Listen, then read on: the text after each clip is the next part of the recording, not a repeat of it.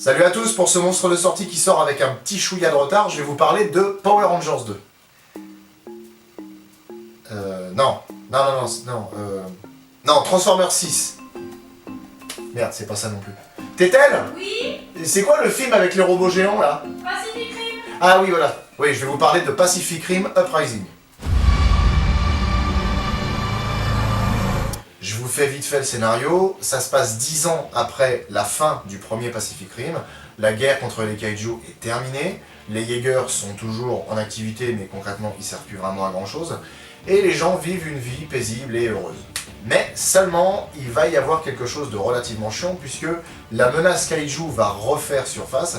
Et du coup, il va falloir rappeler le fils du personnage joué par Idris Elba, qui s'appelle Jake Pentecost, qui est incarné par John Boyega, qui en fait a été un ancien pilote de Jaeger, qui était extrêmement bon, mais qui du coup a dû arrêter parce que concrètement l'armée ça le faisait chier. Donc du coup il est obligé de reprendre du service et de s'occuper d'un groupe de jeunes pilotes qui va lui donner pas mal de fil à retordre. Qu'est-ce que je peux dire de ce bon dieu de film ? En fait, c'est une suite qui est complètement inutile. Franchement. Moi personnellement je lui donne la note de 11 sur 20. Donc du coup, de par mon système de notation, le film est assez bien. Le film s'oublie aussi vite qu'il s'est vu. Franchement. On est face à une histoire qui peut être un minimum originale parce que du coup, on en apprend un peu plus sur les kaiju, sur pourquoi ils ont été emmenés sur la planète. On en apprend aussi un peu plus sur les extraterrestres qui ont créé les kaiju. Et puis même, on en apprend un peu sur le passé de certains personnages, donc notamment sur le personnage que jouait Idris Elba dans le premier film, puisque du coup, là, en fait, on voit son fils, on apprend pas mal de choses sur lui. À ce niveau-là, c'est assez intéressant, mais concrètement, c'est le seul intérêt du film, parce qu'à côté de ça, le film sert à rien, quoi. Honnêtement, hein, ça m'embête de le dire, parce que Pacific Rim, j'aime beaucoup, c'est un film que j'aime vraiment beaucoup, mais du coup, sa suite est vraiment pourrave, elle est vraiment inutile. En fait, ça sent vraiment le film de commande. Ça sent vraiment le film de commande. Je veux dire, ça remplit le cahier des charges. Il y a le héros qui, au final, est un peu décalé par rapport à son monde, qui se fout complètement des responsabilités, et puis comme ça, petit à petit, va commencer à comprendre les responsabilités, à vraiment devenir un héros pur et dur. Il y a les jeunes rookies qui sont là, qui au début sont des vrais tanches et qui n'arrivent pas à manœuvrer un robot. Et au final, à la fin, c'est incroyable. Ils arrivent à manœuvrer un robot sans aucun problème, à se battre contre tout, et forcément à toujours gagner. Je veux dire, là honnêtement, j'ai même pas l'impression de spoiler quoi que ce soit, parce que c'est ce qu'on a vu dans des dizaines et des dizaines de scénarios. Donc, franchement, c'est du vu et revu. Après, c'est ce que j'ai déjà pu dire dans un monstre de film, je me rappelle plus lequel. Qu'on me raconte la même histoire, à partir du moment où c'est raconté différemment, ça me gêne pas. Puisque du coup, il y a toujours des surprises, il y a différentes manières d'amener les choses. Mais là, c'est la même histoire racontée par la même personne qui a fait le même film il y a 2 ans, 3 ans, 5 ans, 7 ans, 10 ans. Honnêtement, c'est toujours pareil, c'est du vu et revu. Le film est sans surprise, on s'attend à tout. Franchement, on s'attend à tout, le film n'est pas plus surprenant que ça. Les personnages sont vraiment des stéréotypes. Alors encore ça va, parce que c'est pas des stéréotypes appuyés. Je veux dire, c'est des stéréotypes tranquilles, quoi. C'est pas des stéréotypes qu'on va venir à des milliers de kilomètres. Disons que c'est du réchauffé, mais c'est du réchauffé, ça passe. Je veux dire, au goût, c'est pas dégueulasse. Ça passe inaperçu, c'est inodore, incolore et ça n'a pas de goût. Jusque là, ça va. Après, au niveau des effets spéciaux, on reste dans du bon. En même temps, quand ça coûte 150 millions de dollars, je pense qu'on se doit de donner un minimum de bons effets spéciaux. Maintenant, ça rejoint ce que je disais dans l'épisode sur la forme de l'eau. C'est que trop d'effets spéciaux, ça tue les effets spéciaux. Il y a un plan où en fait un Jaeger est allongé, avec des gens qui travaillent autour.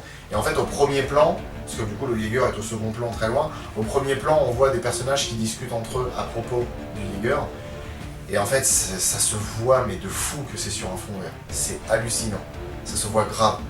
Le plan est bien fait, je veux dire le Jaeger il est bien foutu au niveau des détails et tout ça, il y a une espèce de coucher de soleil qui lui aussi est fait en image de synthèse. Le plan en lui-même est beau, je veux dire il y a des gens qui se sont cassés le cul à le faire, c'est pas mal.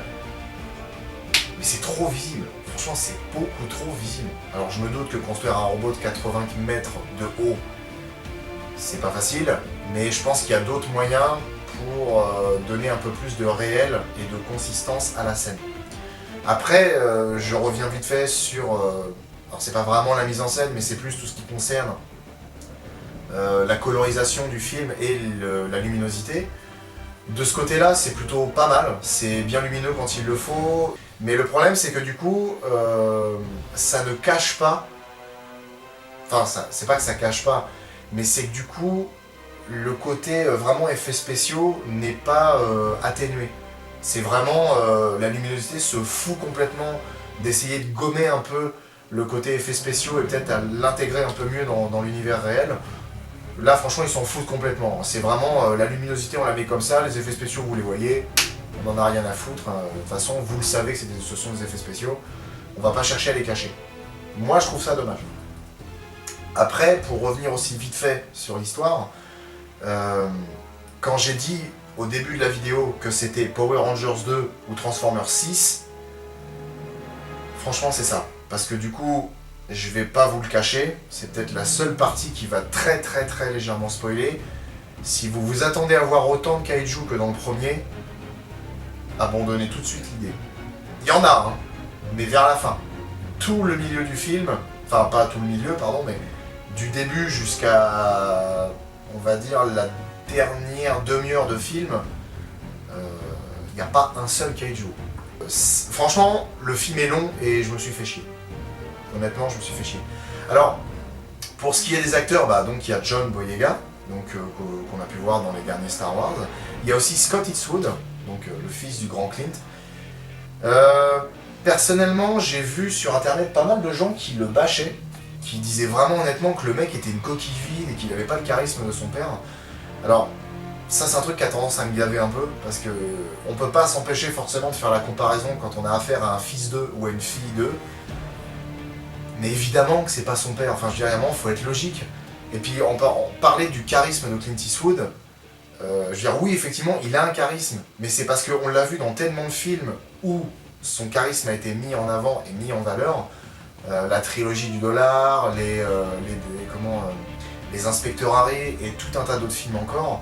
Je veux dire, Scott Eastwood a pas commencé avec ces films-là. Je veux dire, Scott Eastwood, il a plus ou moins commencé avec des films comme Suicide Squad. C'est un peu normal que le mec n'arrive pas à se mettre en avant. Après, je suis pas d'accord, je trouve pas que ce soit une coquille vide, je trouve que c'est plutôt un bon acteur. Après, c'est quelque chose qu'il faut se mettre en tête, c'est qu'un acteur, on peut estimer qu'il est mauvais, mais un acteur n'est pas seulement un acteur. Ça, c'est un truc dont j'ai envie de parler, ça fait partie de nombreuses choses dont j'ai envie de parler sur le cinéma par rapport à mon point de vue. C'est que de la même manière qu'un film, ce n'est pas seulement un scénariste, un acteur, ce n'est pas seulement lui-même. Je veux dire, un acteur, il peut avoir un personnage qui est mal écrit, il peut être mal géré, ça arrive, et il peut être mauvais. Il y a au moins 3 points qui font que un acteur peut être perçu comme mauvais. Je veux dire, comparez ça avec une recette de cuisine, vous pouvez avoir une excellente recette avec des ingrédients de merde et un super cuisinier, ce sera pas spécialement bon, ça pourra être pas mauvais mais ce sera pas bon. Vous pouvez avoir une recette de merde avec des super ingrédients et un super cuisinier, ça va vous donner un gloubi-boulga à la con. Et vous pouvez avoir une excellente recette, des super ingrédients, mais un cuisinier qui pue la daube.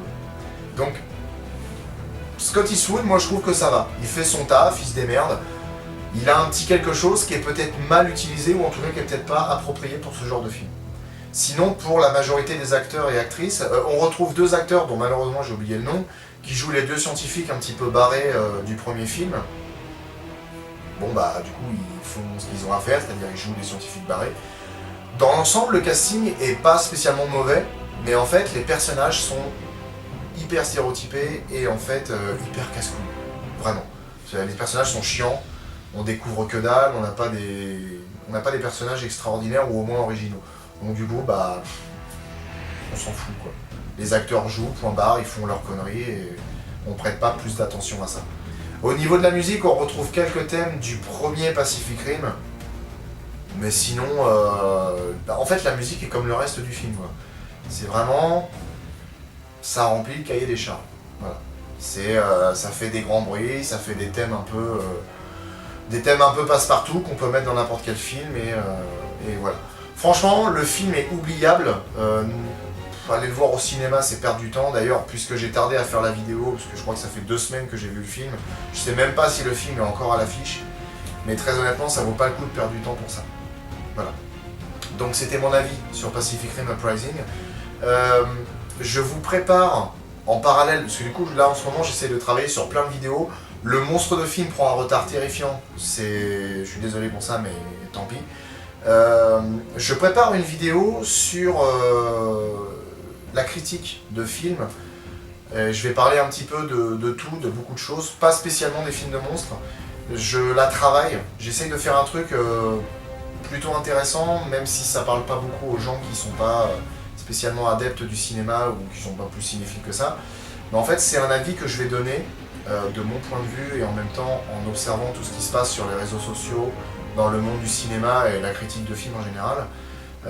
Ça va un peu parler de, pour moi, qu'est-ce qui est important quand on juge un film et pourquoi il faut peut-être un peu se relâcher, se détendre en ce qui concerne la critique de certains films ou la critique de l'avis de certaines personnes. Voilà. Donc, vous en saurez un petit peu plus quand la vidéo sortira.